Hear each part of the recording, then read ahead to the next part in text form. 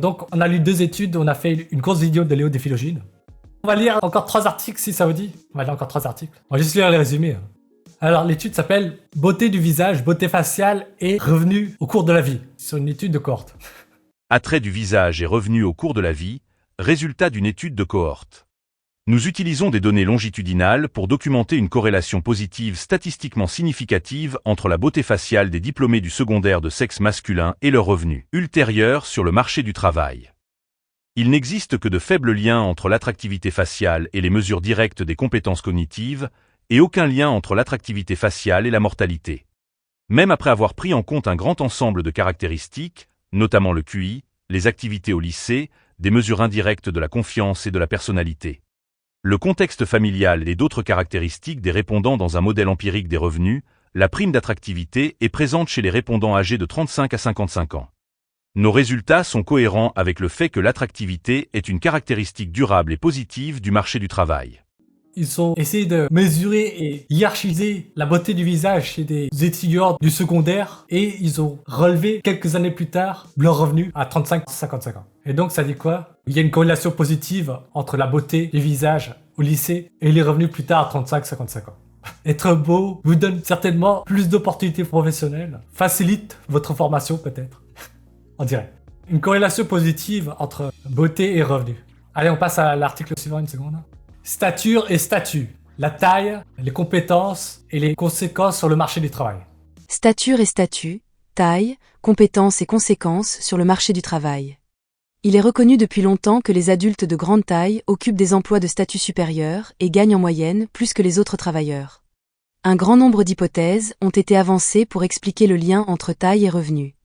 Dans les pays développés, les chercheurs ont mis l'accent sur des facteurs tels que l'estime de soi, la domination sociale et la discrimination. Dans cet article, nous proposons une explication plus simple. En moyenne, les personnes de grande taille gagnent plus parce qu'elles sont plus intelligentes. Dès l'âge de 3 ans, avant que l'école n'ait eu la chance de jouer un rôle, et tout au long de l'enfance, les enfants de grande taille obtiennent des résultats nettement meilleurs aux tests cognitifs. La corrélation entre la taille pendant l'enfance et l'âge adulte est d'environ 0,7 pour les hommes comme pour les femmes. De sorte que les enfants de grande taille ont beaucoup plus de chances de devenir des adultes de grande taille. À l'âge adulte, les personnes de grande taille sont plus susceptibles de choisir des professions mieux rémunérées qui nécessitent des compétences verbales et numériques plus avancées et une plus grande intelligence, pour lesquelles elles obtiennent de bons résultats. En utilisant 4 ensembles de données provenant des États-Unis et du Royaume-Uni. Nous constatons que la prime de la taille dans les revenus des adultes peut s'expliquer par les résultats de l'enfance aux tests cognitifs. De plus, nous montrons que les adultes plus grands choisissent des professions qui nécessitent des compétences cognitives plus élevées et des compétences physiques plus faibles. Bon, pour résumer, il y a bien une corrélation entre la taille et le statut socio-économique. Donc on a vu que la beauté du visage est corrélée au revenu, la taille est corrélée au revenu. Et il y a encore un dernier article qu'on va lire. Ça, c'est le ratio largeur sur hauteur du visage qui prédit la dominance, l'agressivité chez les hommes et les femmes. Le rapport largeur sur hauteur du visage prédit la dominance et l'agressivité autodéclarée chez les hommes et les femmes, mais une mesure de la masculinité faciale ne le permet pas. Récemment, des associations entre la structure faciale et le comportement agressif ont été reportées. Plus précisément, le rapport largeur sur hauteur du visage semble être lié à l'agressivité. Bien qu'il ne soit pas clair si cette association est liée à une dimension spécifique de l'agressivité ou à un concept plus généralisé de comportement de dominance. De même, une association a été proposée entre la masculinité faciale et le comportement dominant et agressif, mais, à ce jour, elle n'a pas été formellement testée. Étant donné que la masculinité et le rapport largeur sur hauteur du visage sont négativement corrélés, il est peu probable que les deux signalent des comportements similaires. Ici, nous avons donc testé ces associations et montré que premièrement, le rapport largeur sur hauteur du visage est lié à la fois à la dominance et à l'agressivité autodéclarée. Deuxièmement, l'agression physique, l'agression verbale et la colère, mais pas l'hostilité, sont associés au rapport largeur sur hauteur du visage. Troisièmement, il n'existe aucune preuve d'une différence entre les sexes dans les associations entre le rapport largeur sur hauteur du visage et l'agressivité.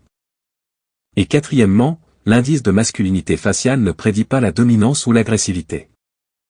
Pris ensemble, ces résultats indiquent que le rapport largeur sur hauteur du visage, mais pas la mesure de la masculinité faciale, indique la domination et des types spécifiques d'agression chez les deux sexes.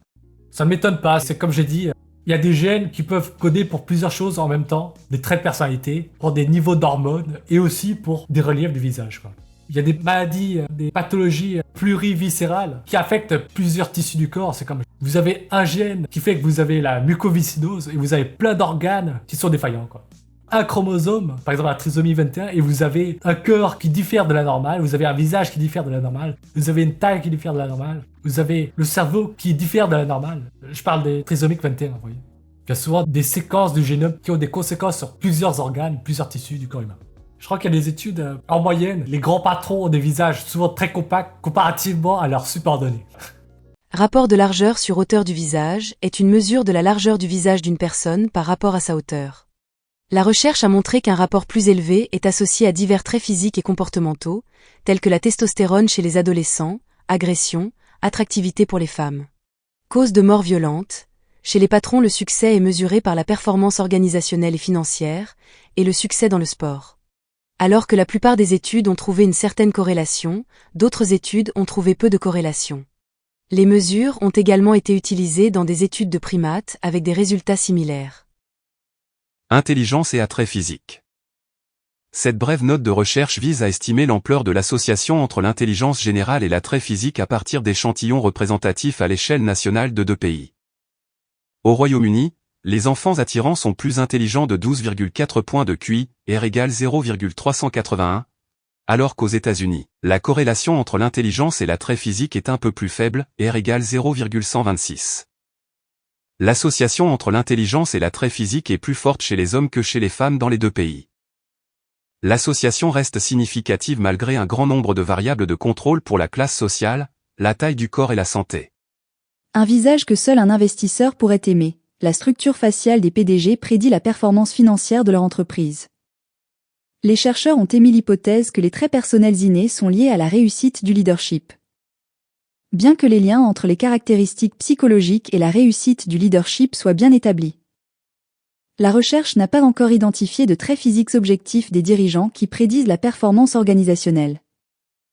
Dans la recherche présentée ici, nous avons identifié la structure faciale des dirigeants comme un trait physique spécifique qui est en corrélation avec la performance organisationnelle.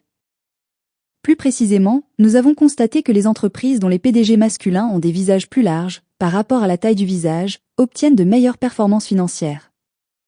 La dynamique de prise de décision au sein de l'équipe de direction d'une entreprise atténue cet effet, de sorte que la relation entre les mensurations faciales d'un PDG donné et la performance financière de son entreprise est plus forte dans les entreprises avec des équipes de direction cognitivement simples.